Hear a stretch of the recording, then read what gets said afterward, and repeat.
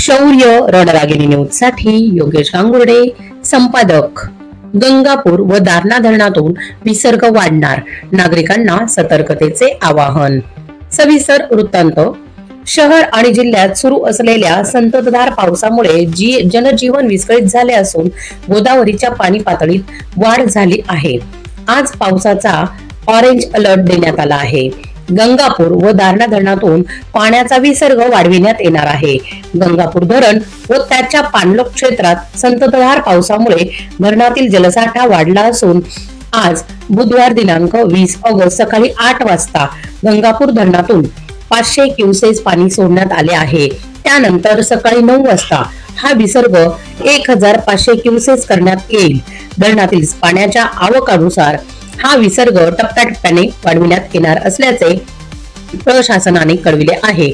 नदीकाठच्या गावांना आवाहन करण्यात आले आहे। दरम्यान विसर्ग वाढविण्यात येणार असल्याने नदी पात्रालगत राहणाऱ्या नागरिकांना तसेच नदी पात्रात कोणतीही वसाहत, आठवडे बाजार किंवा शेती संबंधित कामे न करण्याचे आवाहन देखील करण्यात आले आहे। विशेषतः आज बुधवारचा आठवडे बाजार नदी पात्रामध्ये किंवा पात्रालगतच्या आवारात भरण्यात येऊ नये अशी दक्षता घेण्यात यावी असे आवाहन प्रशासनाने नागरिकांना केले आहे। शौर्य रणरागिणी न्यूज साठी योगेश गांगुर्डे, संपादक।